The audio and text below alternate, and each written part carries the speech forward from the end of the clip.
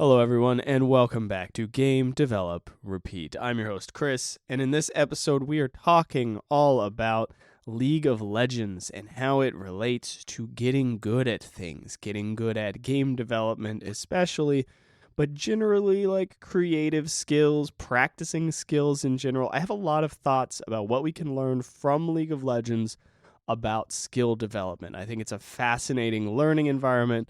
And there's so much juice in there. And I just want to talk about that game a little bit because I spent a surprising amount of time playing it for a game that, in all honesty, in retrospect, I don't love it. There's stuff about it that I think is really cool. And then it's just not a game that I want to spend a lot of time on. So I don't think I'm the only person who's had that experience. So that's kind of an interesting bit to talk about too.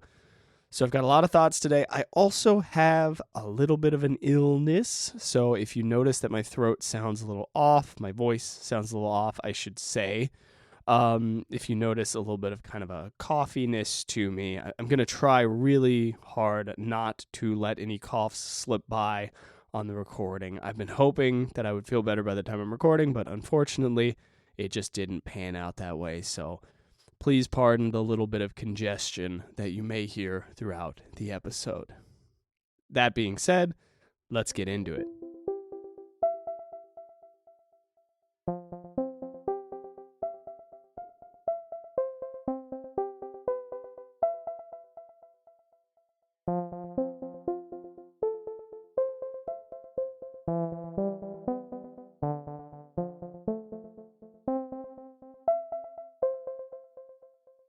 So what makes League of Legends such an interesting topic to me as a learning environment? Let's just talk about the game itself. The game has gameplay that is both deep and wide. There's a large variety of options in terms of play style, character choice, and all this stuff and how you're going to play the game.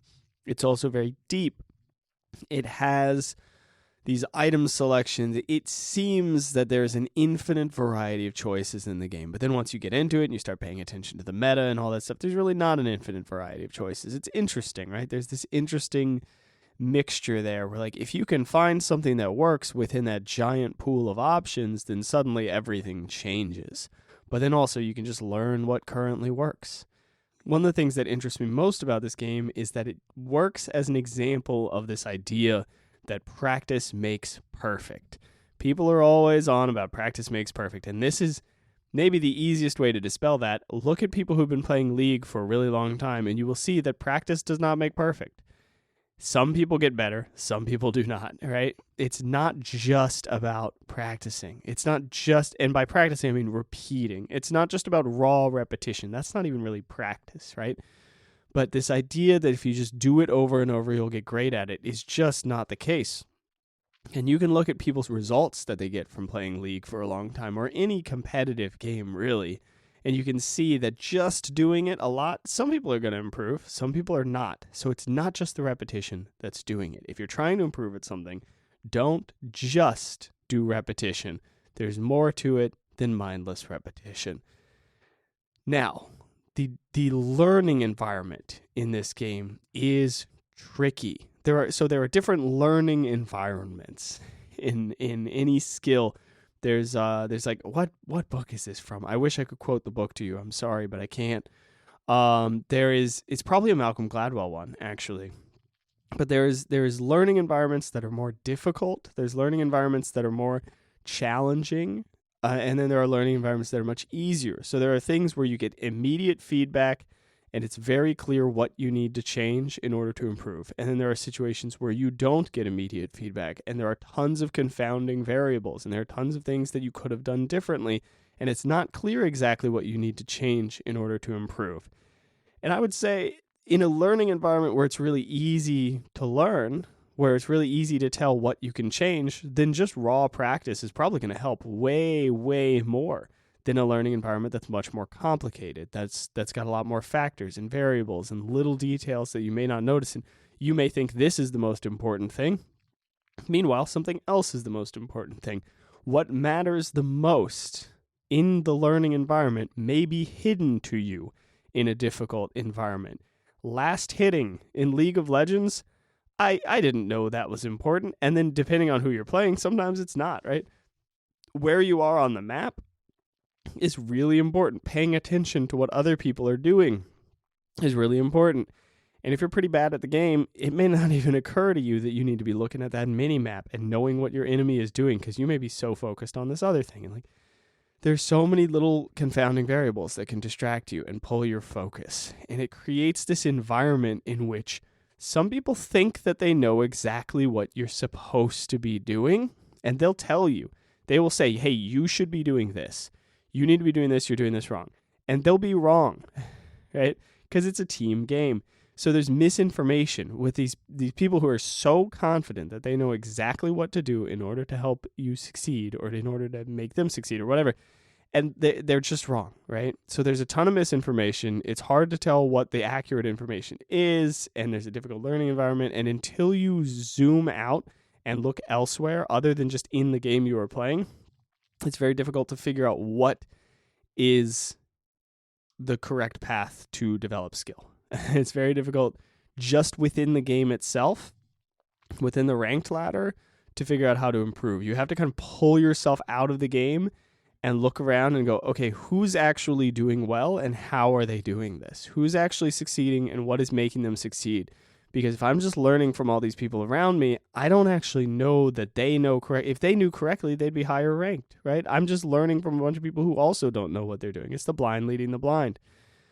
Combine that with all the anger in League, all the just the mad people yelling at you. There's an unwelcoming culture. It makes you not want to open yourself to criticism. So somebody could be right, and you'll never know, because they might be being a jerk about it, right? They may just be losing their mind at you, and you're like, well, he's clearly not right. This other guy's friendly, so I'm going to assume that he's right. Or maybe, it gets all mixed up. It gets all kinds of mixed up. Maybe your mindset is, oh, this person's not yelling, so they're not very passionate about it, right? So they must not know what they're talking about because they're not passionate. There's all sorts of ways to confuse yourself in this situation and have no idea how to improve. So how do you actually improve? You zoom out, you exit the nitty-gritty day-to-day bits of playing that game, and you look to outside resources. That's a big part of it, so that you can figure out what actually matters, so that you can figure out what you should be practicing and how to practice and what you're moving towards. Figure out the direction you're moving in, and get into a culture that's not screaming at you and getting upset at you, and get into a situation where there's information that you know is accurate, and you can just follow that. And whenever you hear misinformation, you can go, oh, well, that's not accurate, and I know why. And all right, cool, fine, whatever. Keep moving forward, right? These are the factors of this game that fascinate me. Now, what I want to go into next is I want to talk about how this relates to trying to become a good game developer, or good game developer is such a weird little fragment of a sentence, isn't it? How to build your creative skills in the direction that you want to, I suppose. How we can learn from others within a creative field. I want to look at that, and I want to use League of Legends to frame that, which is interesting because League of Legends is a little bit more technical, a little bit more competitive, a little bit less creative, but it still makes a more than a little bit less creative, but it makes a really interesting framework for this.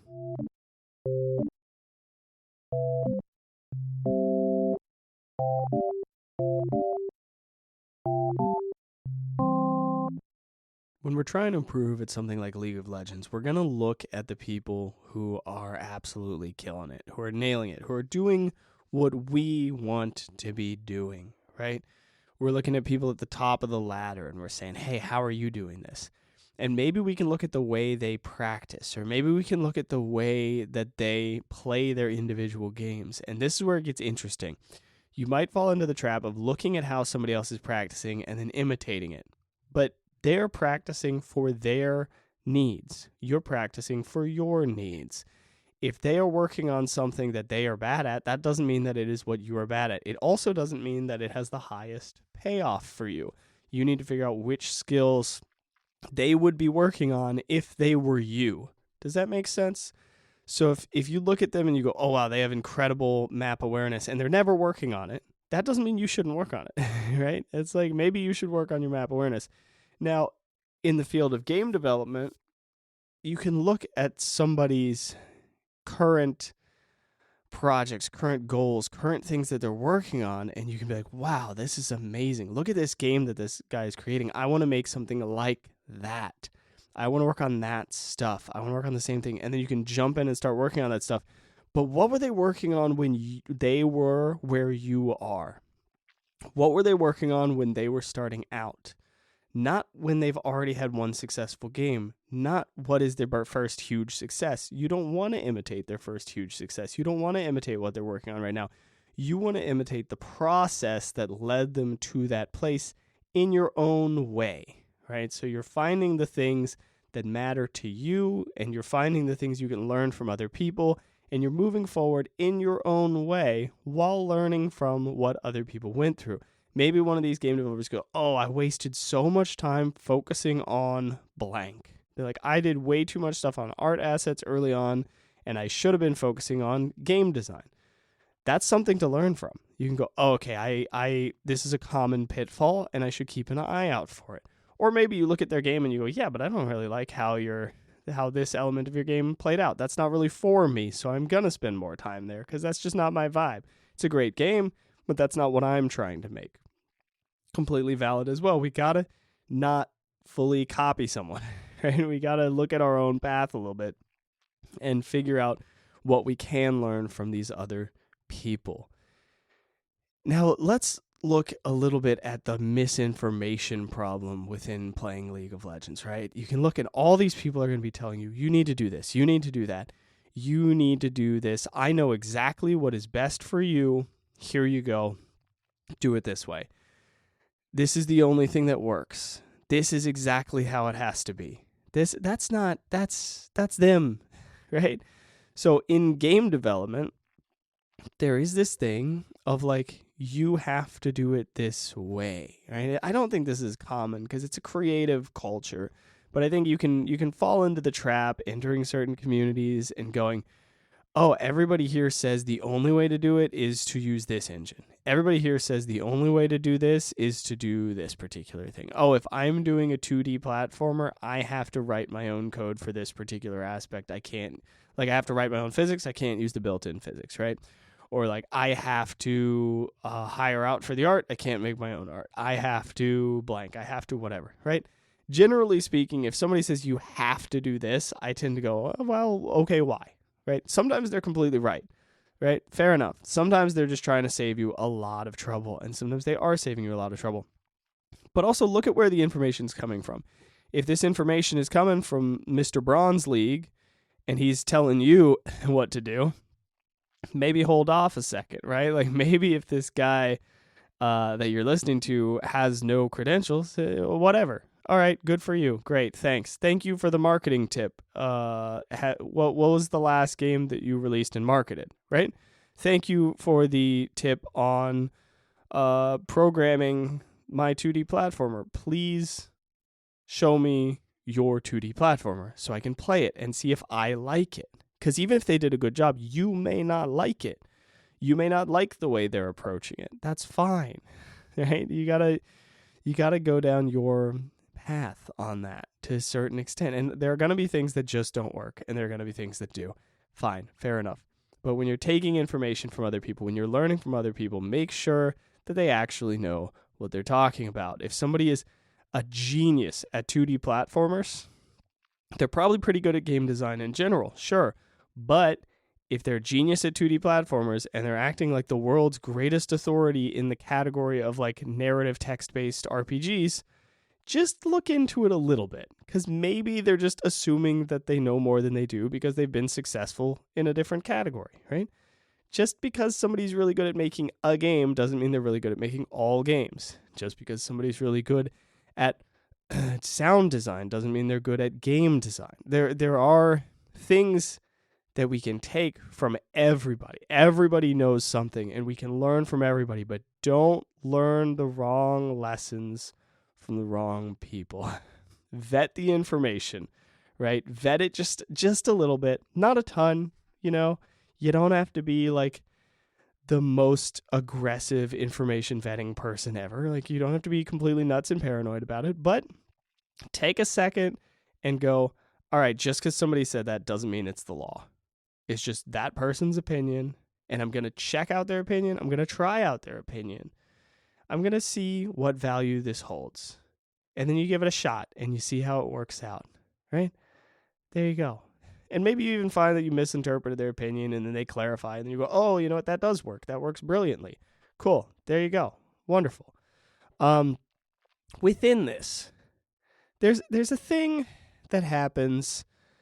You know what? Let's just circle back to League for a second. There's a thing that happens where people get very doom and gloom. People are like, I'll never get out of bronze in League ranked because everybody around me is so bad at it and they're pulling me down and it's impossible for me to succeed because of how bad everybody around me is, and I'm just doomed and everything's awful and the world is bad and I will eternally fail at this game. Right? There's this doom and gloom, self-fulfilling, like permanently stuck and it's not my responsibility thing. Responsibility is important. Taking responsibility for your own success is important. And if you get engrossed in a culture that says we're all doomed, right? If you get absorbed into this culture of no game developer can ever succeed on their own, if you get absorbed into this culture of it's too hard, everything is too difficult, and we are all fighting against an unfair existence that wants us to fail, right? If you get really sucked into that vibe, that feeling, you're not going to be inspired to create things, right? And you're not going to be looking for ways to succeed. You're going to be looking for excuses for why you failed, right? And I do think, and I hate to do a specific call out on this, but I do think it's very important to be extremely cautious while engaging with Reddit for game development. I think it's important to be cautious. I think they have a very pessimistic outlook on the odds of success for an independent game developer. And I just think, generally speaking, if you're going into that subreddit, know what you're going to pull out and then leave. Go, okay, I'm going to read this person's postmortem, look into it a little bit, and then that's it. That's all I'm doing. Because it's so easy to get sucked into this culture and then go, you know what? It's not my fault. It's everybody around me. It's, you know what? The world owes me success in game development, and it's just too hard of an industry, and they should really make it easier for me. It's not that my product isn't living up to the standards of what people want. It's that everybody else's standards are too high. I'm good enough, right? This game is great. And I don't have to learn how to market or anything. It's just it should just work for me. It should be fine because I want it to work. Very easy to fall into. And it's the same trap as the League of Legends trap where you go, it's my teammate's fault. I'm not bad. It's my teammate's fault. It's not me. It's everybody around me. They're making it hard. They're making it worse. Everybody's too good. The other team is too good. My team is too bad. I'm doomed. It's not going to work. That's kind of the same thing as the game dev. Oh, it's so impossible to succeed as an indie game developer, blah, blah, blah, blah, blah, right? I believe that it's difficult in the same way that it's difficult to reach the top of the ladder in League of Legends. But if you look at it, it's like people don't look at the top of the ladder in League of Legends and go, that's impossible. Nobody will ever accomplish that. It's insane. It's impossible to reach that goal. Everybody give up. This huge percentage of people always fail at it, right? If somebody wants to reach plat, they can reach plat. It's fine. What is that? Like top, I don't know what percentage that is. It's probably top 10 or higher, right? Somebody wants to get that good, they can. It's fine, whatever. But that's kind of how we view that. We go, oh, you'll get there, right? If you actually pay attention to it, you do the research, you figure out the skills you need to learn, you figure out what you actually need to get good at, and you put in the time, you can get there. It's probably not worth it. You're not going to make a living off of League of Legends because that's like top 0.001% or some stuff like that. Like it's crazy. But you can get really good, right? You can get extremely good. But then in game development, for some reason, we're out here like, oh, you'll never be good enough to sell your game. Like, no, you'll be good enough to sell your game. You can learn these skills. You can get good. You can be plat in game development because you can figure it out. If somebody can figure it out in a game as complicated in League, you can figure it out in something as complicated as game development. It's just a different angle. And, sometimes there are people like, oh, it's not for me. All right, cool. Then don't do it. Right. But maybe it is for you and it's worth exploring. It's not something where people are going to be like, what is the message I'm really trying to get across with this specific point? The message I'm trying to get across with this specific point is creative pursuits are not as impossible as people make them out to be. That is the point that I'm trying to get across. That is my belief. I cannot objectively prove that to you. That is my belief. That is what I'm operating under. I'm operating under the belief that creative pursuits and succeeding in a creative pursuit is not as impossible as everybody makes it out to be. I think that it is still difficult. I think it is still hard, but I think people think it is almost impossible when really it's just very hard, right? Does that make sense? And I think the reason it seems almost impossible is because of the amount of bad information out there. The amount of stuff that is just not for creative people. There's so much information out there that is just like geared. It's in this specific direction of like, oh, just keep doing the thing over and over and over, and then you'll just magically get better. No, not at all. You have to experiment. You have to try different things. You've got to move forward. You've got to observe the people around you. You have to be very open to other ideas, and you have to process them, and you have to vet them, and you have to find your own preferences, and then you have to figure out how to market your own preferences to other people and say, hey, this is what I see in the world, and here is my depiction of it, and here I'm now presenting it in a way that you can understand and you get something out of it emotionally. It's hard. And these are skills that we don't necessarily teach because they're really weird and niche and hard to find and track down and all that stuff. That's why people think it's impossible. It's because it's unconventional. It's misunderstood. It's hard to get a grip on, but it's not impossible. Making your career in creative work, maybe this is cope, right? But making your career in a creative field is not impossible. It's just very hard. That's what I'm trying to get across here. And you know what? I haven't made that work yet, so I could be wrong. But that's what I'm operating under, and I think that is a more valuable framework to work from. And I hope that in however many years I can look back at this and go, hey, look, see when I said that? See how it worked out? It worked out. Boom. There you go. Done. Right? I'm hoping, excuse me, I just had a coughing fit. I'm hoping that I will prove myself right on this in the future. I think that's what I have to say about how these two things tie together, about how League of Legends ties into game development. The biggest thing I wanted to get after here was like this, there's this negative mindset that can appear within League, and there's a negative mindset that can appear within creative fields.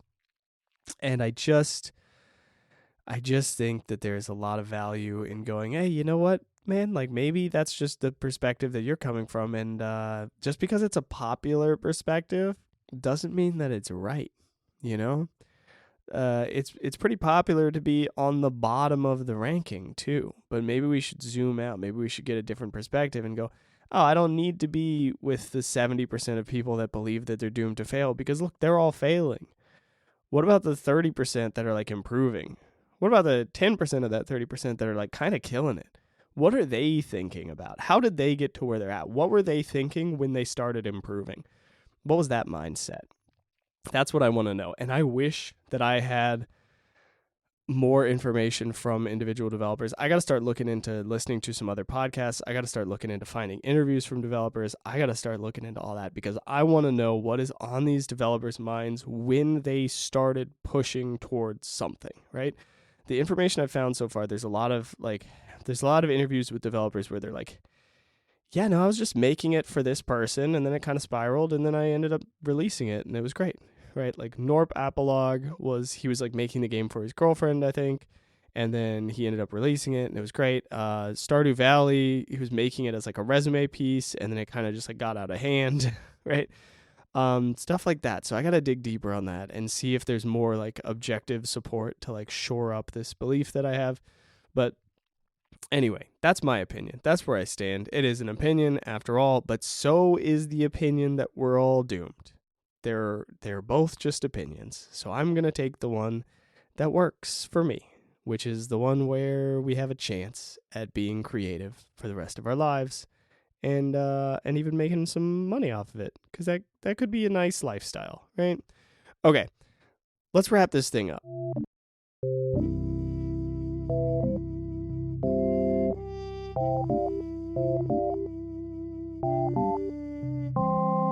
We've got a few questions for this week.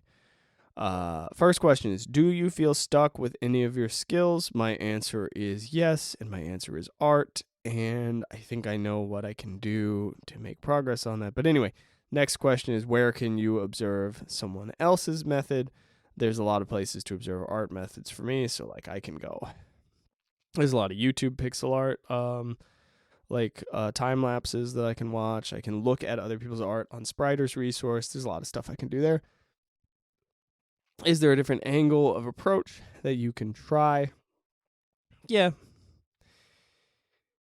for sure. I could do something more experimentation based. I think that would inspire me a bit more if I do more experimentation and a little less observation. I've been really focused on observation. I think I could do more experimentation, and that would make me more passionate about it, more enthusiastic about it, and more excited to work on it, and then I could make more progress because then I'm working on it more often.